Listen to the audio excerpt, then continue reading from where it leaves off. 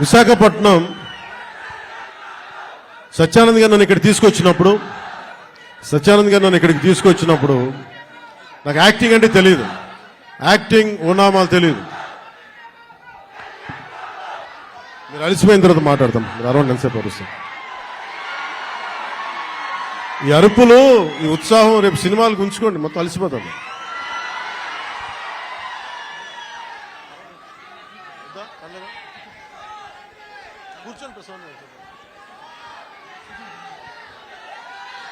నేను మీతోటి నా అనుభవాలు పంచుకుంటాను. అంటే నేను మీరు ఇప్పుడులా కనిపించే సత్యానంద్ గారు నాకు పరిచయం అయ్యే టైంకి నాకు బయటికి 10 మంది మధ్యలోకి రావాలంటే చాలా ఇబ్బంది ఉండేది. రూమ్లోంచి బయటికి రావాలంటే సిగ్గుపడిపోయాడు. ధైర్యం ఉండేది కాదు. కానీ లోపల చాలా ఆలోచించేవాడిని. ఏదన్నా సరే బయటకు వచ్చి ఏదైనా మాట్లాడాలి, గొంతు పెగల్చాలి అంటే లోపల బిగుసుకుపోయేది, భయం వచ్చేది, గొంతంతా ఉండలు పడిపోయాయి, ఉండలు చుట్టుకుపోయేది.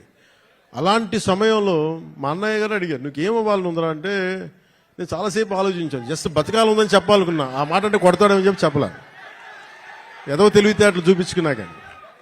కానీ నాకు లోపల ఏముండిందంటే నాకే కోరికలు లేవు. నాకు చిన్నప్పటి నుంచి నాకు పెద్ద ఏం కోరికలు లేవు.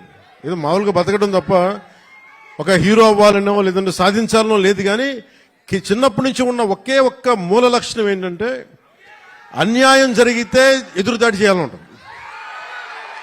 నాకే జరగక్కర్లే, అలాగే సహాయం చేయాలనిపిస్తుంది.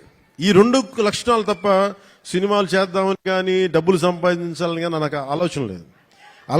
అలాంటి నాకు చదివేవాడిని. అలాంటి నాకు వీని ఇలా వదిలేస్తే ఎటు కాకుండా పోతాడని మా అన్నయ్య గారికి భయం వేస్తుందేమో. ఒక రోజున సత్యానంద్ గారిని పిలిపించి, ఆయన మంచుపల్లికి సినిమాలో ఆయన ఒక అసిస్టెంట్ డైరెక్టర్గా పనిచేస్తారంట. ఆయన పిలిపించి, ఈయన ఢిల్లీ నేషనల్ స్కూల్ ఆఫ్ డ్రామాలో ఆయన అక్కడ చాలా పాల్గొని నేర్చుకుని ఆయన అలాంటి వ్యక్తిని తీసుకొచ్చి నాకు నన్ను ఆయనకి అప్పచెప్పి చేయమన్నారు. ఆయనకి నేను ఎంత ఇబ్బంది పెట్టేవాడినంటే, మీరు ఒకసారి రండి సత్యానంద్ గారు, మీ కష్టాలు చెప్తాను. ఇప్పుడు దాకా తెలియదు కదా ఎవరికి నేను ఆయన ఎలా ఇబ్బంది పెట్టేవాడిని.